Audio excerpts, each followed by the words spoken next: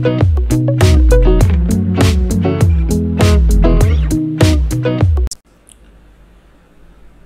Viewer, আশা করি সবাই ভালো আছেন। আমি হাফিজুর রহমান ফরহাদ আপনাদের জানাচ্ছি সালাম এবং শুভেচ্ছা।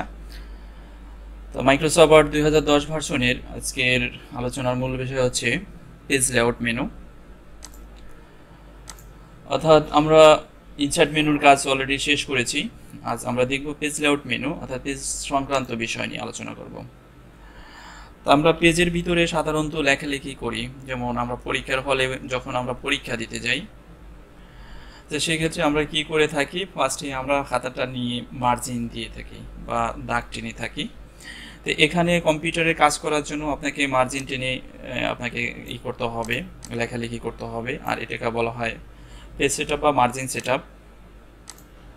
আর এই অংশগুলো রয়েছে পেজ লেআউট মেনুর মধ্যে। পেজ সেটআপের অংশ রয়েছে, page colour, watermark, page border, এই সংক্রান্ত পেজ লেআউট মেনুর মধ্যে রয়েছে। অর্থাৎ পেজে যত সেটিং রয়েছে সমস্ত সেটিং পেজ লেআউট মেনুর মধ্যে থাকবে।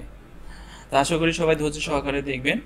তা শুরু করা যাক কিভাবে আমরা মার্জিন সেটআপ দিতে পারি। তা মার্জিন অর্থাৎ এখানে যে অংশটা আপনারা দেখতে পাচ্ছেন লেফট রাইট এবং আপ ডাউনে, এই অংশটাকে বলা হয় মার্জিনের জায়গা। এই মার্জিন জায়গা কতটুকু রেখে আপনি লেখালেখি শুরু করবেন সেটা নির্ধারণ করার জন্য এই মার্জিন অপশনটি ব্যবহার করা হয়। তো নর্মালি চারপাশে 1 ইঞ্চি করে মার্জিন থাকে। তো আমরা যদি এটির কম বা বেশি ব্যবহার করতে চাই সেক্ষেত্রে এখানে বিভিন্ন ধরনের রেডিমেড স্টাইল রয়েছে, যেমন টপ, বটম, লেফট রাইট, চারপাশে 1/2 ইঞ্চি করে, মডারেট যেমন রয়েছে টপ বটমে 1 ইঞ্চি, লেফট রাইটে ছিল 1 ইঞ্চি করে। আর আপনি যদি ইচ্ছা মতো দিতে চান যে আপনি এই ধরনের কোনো একটা স্টাইল আপনার পছন্দ হচ্ছে না, আপনি আপনার মতো করে দিতে চাচ্ছেন, তখন কাস্টম মার্জিনে ক্লিক করবেন। তো কাস্টম মার্জিনে ক্লিক করার পরে এখানে আমরা 3টি ট্যাব পাবো, মার্জিন, পেপার, লেআউট। তা আমরা আছি বর্তমানে মার্জিন ট্যাবের মধ্যে। তো মার্জিন ট্যাবের মধ্যে থেকে আমরা মার্জিন অর্থাৎ টপ এখানে কতটুকু চাচ্ছি, যেমন 0.6 আমি দিতে চাচ্ছি, 0.6, বটম 0.6। তো এভাবে আপনি কমিয়ে বাড়িয়ে নিতে পারবেন আপনার ইচ্ছা মতো করে। এবং গাটার, এটি পিন আপের জন্য ব্যবহার করা হয়। সাধারণত কোনো যদি বই তৈরি করেন বা বড় ধরনের কোনো প্রজেক্ট তৈরি করেন সেক্ষেত্রে প্রিন্ট করার পরে এটি পিন আপের প্রয়োজন হয়, বাঁধার প্রয়োজন হয়। সেই জায়গাটুকু কতটুকু থাকবে সেটি নির্ধারণ করার জন্য গাটার অপশনটি ব্যবহার করা হয়।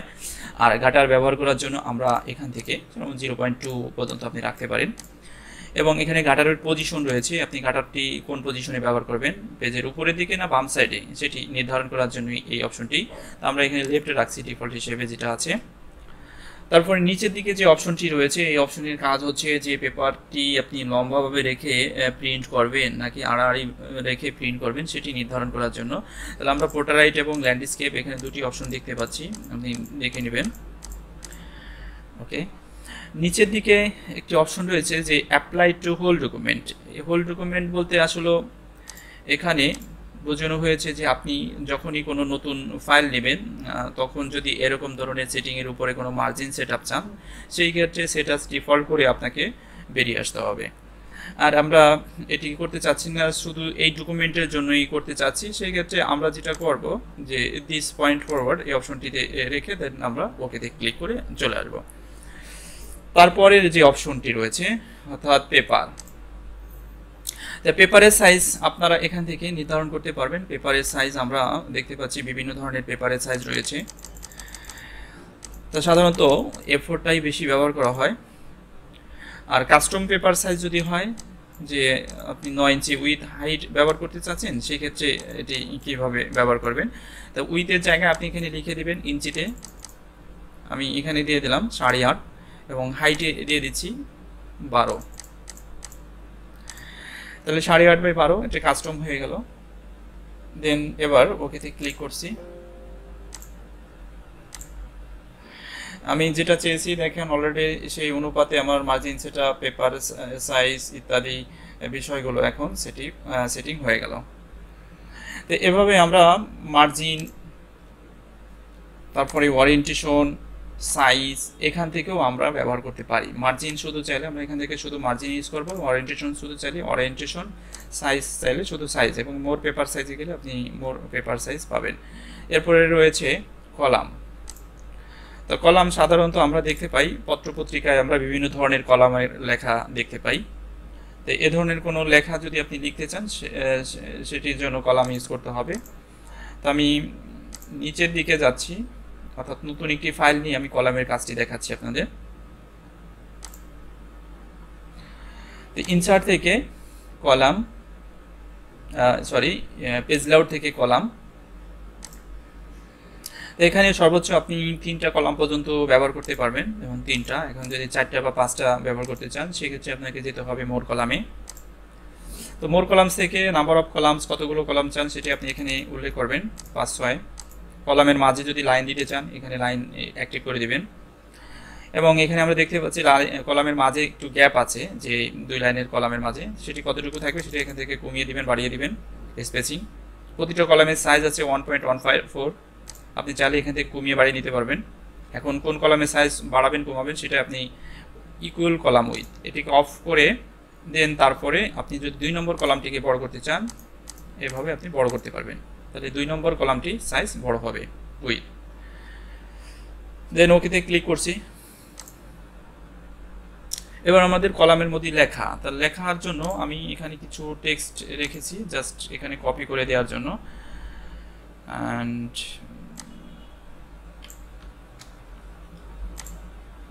লেখার সময় নেই, কারণ লিখতে গেলে অনেক সময় দরকার, এই জন্য আমি কপি করে দিচ্ছি আর কি। এখানে আমরা অটোমেটিক এভাবে লিখবো, একটার পরে একটা লিখলে একটার পরে একটা কলামের মধ্যে চলে আসবে লেখা। কিন্তু যেমন আমি এখন চাচ্ছি যে কলামের লেখা শেষ না করে আমি তৃতীয় কলাম থেকে লিখতে, এখন এখানে কিন্তু কার্সার আসতেছে না। সেক্ষেত্রে আমরা কি করতে পারি, কলামে ব্রেক করব, আমরা কলাম ব্রেকে যেয়ে কলাম ব্রেক এখানে ক্লিক করব, তাহলে আমরা পরবর্তী লাইন থেকে লিখতে পারবো। লেখা যাচ্ছে। সাধারণত কলামের উপরে হেডিং থাকে, যে হেডিং কিভাবে তৈরি করতে হয়। তো হেডিং তৈরি করার জন্য যতটুকু অংশ নিয়ে আপনি হেডিং ইউজ করবেন ততটুকু অংশ এখানে লিখবেন হেডিং হিসেবে।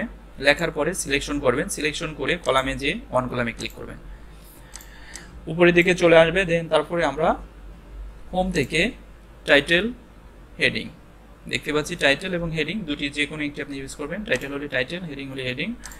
এবং এটিকে আমরা যদি কালার করে দিতে চাই, রেড কালার, বোল্ড। ওকে। কলামের ভিতরে যদি আমরা কোনো পিকচার যুক্ত করতে চাই সেক্ষেত্রে ইনসার্টে যে পিকচার,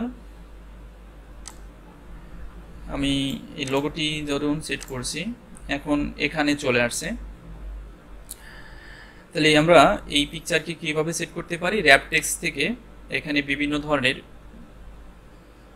একটু দেখে নিই, পিকচারটাকে বড় করে নিচ্ছি বুঝতে সুবিধা হবে।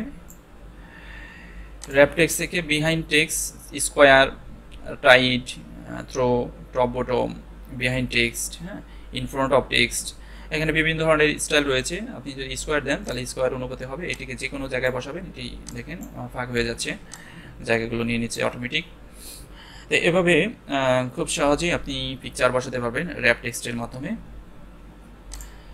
তো পেজ লেআউট মেনুর আমরা মার্জিন, ওরিয়েন্টেশন, সাইজ এবং ব্রেক নিয়ে আমরা কাজ দেখলাম। পরবর্তী ভিডিও টিউটোরিয়ালে আমরা দেখব ওয়াটারমার্ক কীভাবে ব্যবহার করতে হয়, পেজ কালার, পেজ বর্ডার ইত্যাদি বিষয় থাকবে।